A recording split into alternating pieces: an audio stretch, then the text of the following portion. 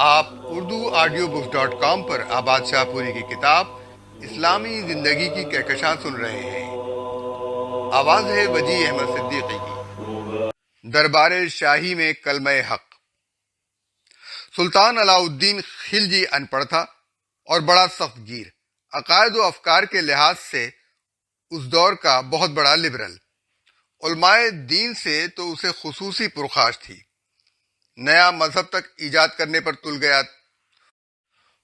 وہ تو علاء الملک نے جرت سے کام لے کر اسے باز رکھا، ورنہ اکبر کے دین الہی سے بھی بڑا فتنہ کھڑا ہو جاتا۔ اکبر نے تو جبر و تشدد کے ہتھیاروں سے کام نہ لیا، یہاں ہزاروں انسانوں کی گردنیں کٹ جاتی۔ یہی سخت گیری تھی کہ لوگ تھر تھر کانپا کرتے تھے۔ سلطان نپٹ چاہل تھا، شاہی اہلکار کاغذات وغیرہ پیش کرتے تو اسے اپنی جہالت کا احساس ہوتا۔ آخر اس نے لکھنا پڑھنا شروع کیا۔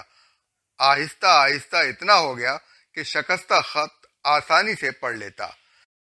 فارسی کتابوں کا بھی مطالعہ کرنے لگا۔ اس طرح اس کے فاسد عقائد درست ہونے لگے۔ پہلے اس کا خیال تھا علماء دنیا کے لالچ کی خاطر اپنی طرف سے مسائل گھڑ لیتے ہیں۔ اب حقیقت سامنے آتی ہے تو علماء کا کچھ احترام دل میں پیدا ہو جاتا ہے۔ کبھی کبھی ان کی محفل میں بیٹھتا اور مسئلے پوچھتا ہے۔ علماء کی مجلس منعقد ہوتی ہے۔ قاضی مغیث پہلی بار بادشاہ کی طلب پر اس مجلس میں حاضر ہوتے ہیں۔ علاء الدین انہیں مخاطب ہو کر کہتا ہے، قاضی صاحب، میں آپ سے چند مسائل دریافت کرنا چاہتا ہوں۔ قاضی صاحب کے ہاتھوں کے طوطے اڑ جاتے ہیں۔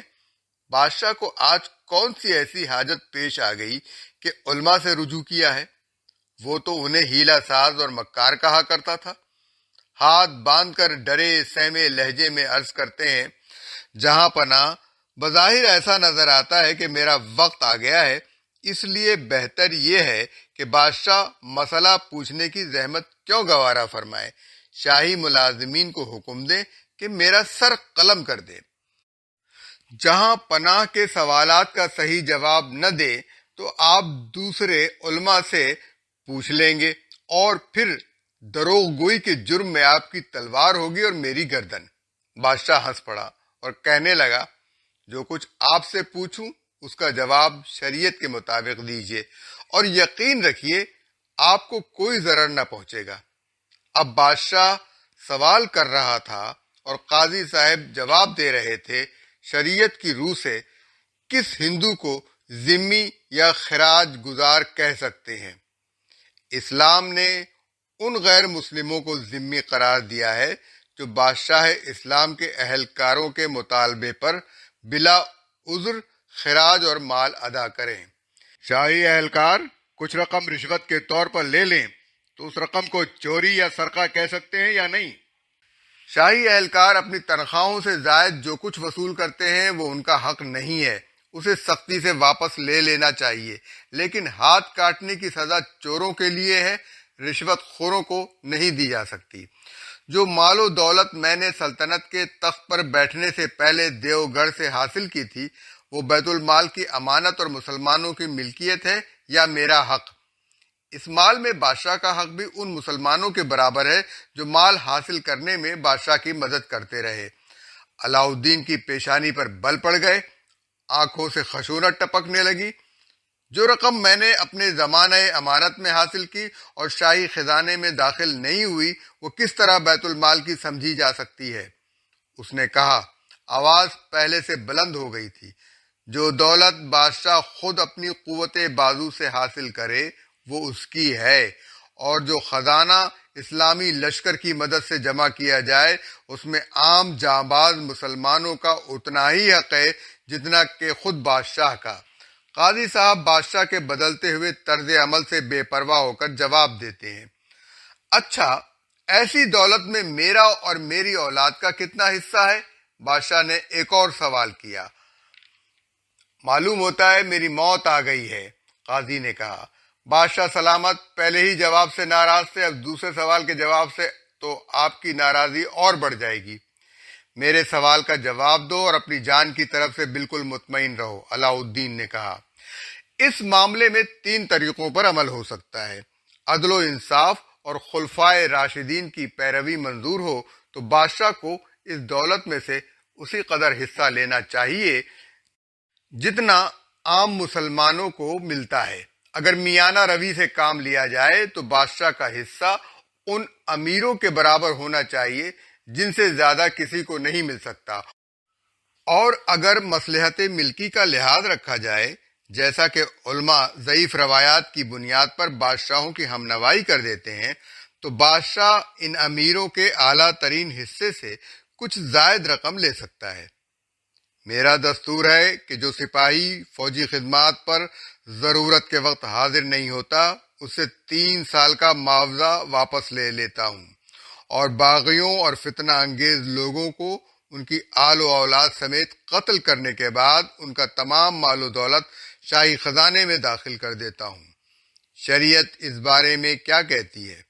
یہ سن کر قاضی صاحب بڑے وقار سے اٹھے، دور جا کر ایک کونے میں کھڑے ہو گئے اور سر ہتھیلی پر رکھ کر بولے، یہ تمام باتیں احکام شریعت کے خلاف ہیں۔ بادشاہ کا چہرہ غصے کے مارے سرخ ہو گیا، کچھ دیر شعلے برساتی آنکھوں سے قاضی صاحب کی طرف دیکھتا رہا، پھر اٹھا اور حرم سرا میں چلا گیا۔ قاضی صاحب بھی جلد جلد گھر پہنچے تاکہ اپنے اہل و عیال سے رخصت ہو لیں۔ وہ ساری رات انتظار کرتے رہے کہ بادشاہ کا قاصد آئے گا اور انہیں قتل کر دیا جائے گا، لیکن کلمہ حق اپنا کام کر گیا تھا۔ دوسرے دن علاء الدین خلجی نے انہیں دربار میں طلب کیا۔ وہ گھر والوں سے ودا ہو کر حاضر ہوئے۔ بادشاہ نے آگے بڑھ کر ان کی تعظیم کی اور انعام و اکرام سے نوازا۔ پھر کہنے لگا، قاضی صاحب، اگرچہ میں علم سے بالکل بے بہرا اور فرائض و نوافل کے مسائل سے نابلد ہوں، لیکن مسلمان اور مسلمان زیادہ ہوں۔ میں جانتا ہوں آپ نے جو کچھ کہا وہ بالکل صحیح ہے، لیکن ملک کے حالات کے پیش نظر ضروری سمجھتا ہوں کہ نظم و نسق کی خاطر مجرموں کو شدید ترین سزائیں دی جائیں۔ میری نیت نیک اور اس کا مقصد خلق کی خوشحالی و ترقی ہے۔ قاضی صاحب کیا کہہ سکتے تھے؟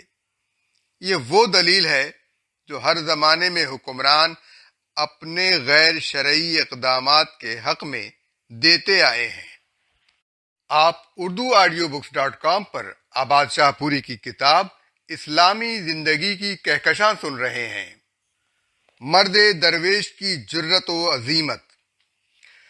مصر کا وزیر اعظم ریاض پاشا اپنے دفتر میں بیٹھا کاروبار حکومت انجام دے رہا ہے کہ ایک بزرگ داخل ہوتے ہیں اور بلند آواز سے کہتے ہیں، السلام علیکم۔ ریاض پاشا بڑی گرم جوشی سے سلام کا جواب دیتا ہے، اپنے داہنے جانب بٹھاتا ہے اور مزاج پرسی کرتا ہے۔ شیخ کے احترام و اکرام سے صاف پتہ چلتا ہے وہ ان کا مرتبہ پہچانتا ہے۔ اتنے میں قاہرہ کا ایک عالم اندر آتا ہے، پاشا کو سلام کرتا ہے اور اس طرح جھکتا ہے جیسے رکوع کر رہا ہو۔ شیخ غضبناک ہو کر اپنی نشست سے اٹھ کھڑے ہوتے ہیں اور پوری قوت سے ایک تھپڑ اس کے منہ پہ جڑ دیتے ہیں، پھر گرجتے ہوئے کہتے ہیں، اے شخص کھڑا ہو جا، رکوع خدا کے سوا کسی کے آگے جائز نہیں۔ دین اور علم کو رسوا مت کر ورنہ اللہ تجھے رسوا کر دے گا۔ وہ عالم اور ریاض پاشا دونوں دم بخود رہ جاتے ہیں۔ ایک مرد حق کی حق گوئی نے ان کی زبانیں گنگ کر دی ہیں۔ عالم تھوڑی دیر سر جھکائے چپ چاپ کھڑا رہتا ہے اور پھر رخصت ہو جاتا ہے۔ کمرے کی خاموشی اور گمبھیر ہو جاتی ہے۔ اسی اثنا میں کمرے کا دروازہ پھر کھلتا ہے اور ریاض پاشا کا ایک دوست جو خود بھی بہت بڑا پاشا ہے داخل ہوتا ہے۔ اس نے انگلی میں سونے کی انگوٹھی پہن رکھی ہے، ہاتھ میں بہت قیمتی عصا ہے جس کا دستہ سونے کا ہے۔ شیخ اس سے مخاطب ہو کر کہتے ہیں، سونے کا زیور مردوں پر حرام ہے، صرف عورتیں پہن سکتی ہیں۔ یہ دونوں چیزیں اپنی عورتوں کو دے دو اور رسول اللہ صلی اللہ علیہ وآلہ وسلم کے حکم سے روگردانی مت کرو۔ یہ شخص اعتراض کرنا چاہتا ہے لیکن ریاض پاشا مداخلت کرتا ہے اور پھر دونوں مہمانوں کا ایک دوسرے سے تعارف کراتا ہے۔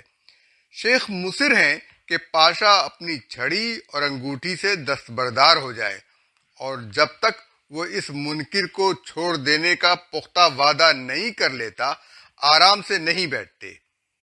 یہ مرد حق شیخ حسنین الحصافی ہیں، سلسلہ حصافیہ کے بانی، ورع و تقوی کے عظیم پیکر، قرآن و سنت میں بڑی گہری نظر رکھتے ہیں، عالم باعمل ہیں، جو کہتے ہیں اس پر عمل بھی کرتے ہیں، صرف فرائض ہی پر اکتفا نہیں کرتے، سنتیں اور نوافل بھی پورے اہتمام سے ادا کرتے ہیں۔ جن لوگوں نے انہیں قریب سے دیکھا ہے وہ کہتے ہیں شیخ حسنین سے بڑھ کر ہم نے کسی شخص کو عبادت گزار اور اللہ کی اطاعت کرنے والا نہیں پایا۔ شیخ اپنے سلسلہ طریقت میں انہی امور پر زور دیتے ہیں۔ ان کی دعوت، علم، تعلیم، فقہ، عبادت، اطاعت، ذکر الہی، بدعتوں اور خرافات سے جنگ، ہر حال میں کتاب و سنت کو غالب کرنے کی جدوجہد، فاسد تعویلات اور مضر شطحیات سے احتراز اور امر بالمعروف اور نہی عن المنکر پر مبنی ہے۔ وہ خود اس دعوت کا عملی نمونہ ہیں۔ آپ نے دیکھا انہوں نے کتاب و سنت کے خلاف اعمال کا کتنا شدید نوٹس لیا ہے، وزیر اعظم تک کی پرواہ نہیں کی، اور یہ تو محض وزیر اعظم ہے۔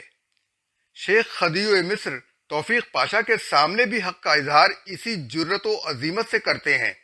ایک بار وہ علماء کے ایک وفد کے ساتھ خدیو سے ملنے جاتے ہیں، جو ہی باریاب ہوتے ہیں بلند آواز سے کہتے ہیں السلام علیکم۔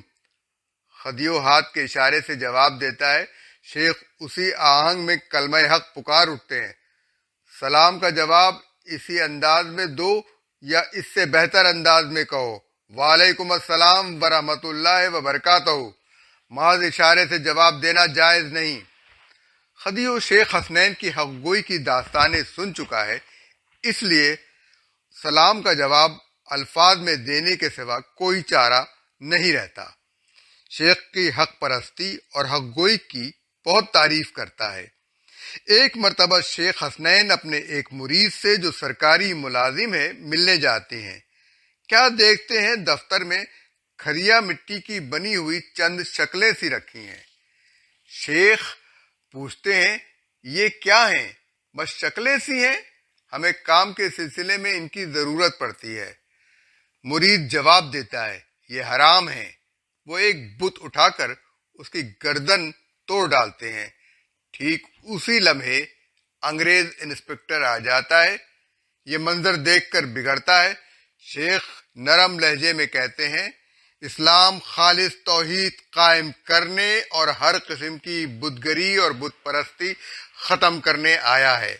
اس نے بت بنانے اور رکھنے حرام قرار دیے ہیں۔ مقصد یہ ہے کہ بتوں کی پرستش کا کوئی ذریعہ باقی نہ رہے۔ پھر اس موضوع پر دیر تک گفتگو کرتے ہیں۔ انگریز انسپکٹر اب تک اسلام کو بھی بت پرستی ہی کی ایک قسم سمجھتا رہا ہے۔ اسے پہلی بار اسلام کی حقیقت اور حقانیت کا پتہ چلتا ہے۔ اس کے دل میں شیخ کی عظمت گھر کر جاتی ہے۔ ایک بار وہ مسجد حسین میں جاتے ہیں، کچھ مرید بھی ان کے ساتھ ہیں۔ شیخ حضرت حسین کی قبر پر کھڑے ہو کر دعائے معصورہ پڑھتے ہیں، السلام علی اہل الدیار من المومنین۔ ایک مرید کہتا ہے حضرت سیدنا حسین سے دعا مانگیے، وہ مجھ سے راضی رہیں۔ شیخ کا چہرہ غصے سے تمتما اٹھتا ہے اور فرماتے ہیں ہم سے، تجھ سے اور ان سے اللہ راضی ہو۔ ان سے یعنی حضرت حسین رضی اللہ عنہ سے۔ وہاں سے واپس آتے ہیں تو اپنے مریدوں کو قبروں کی زیارت کے احکام تفصیل سے بتاتے اور بدعت اور شریعت کا فرق بیان کرتے ہیں۔ ایک مرتبہ محمودیہ کا ایک بہت بڑا امیر شیخ کی دعوت کرتا ہے۔ شہر کے اور بڑے لوگ بھی مدعو ہیں۔ ایک خادم قہوہ لے کر آتا ہے۔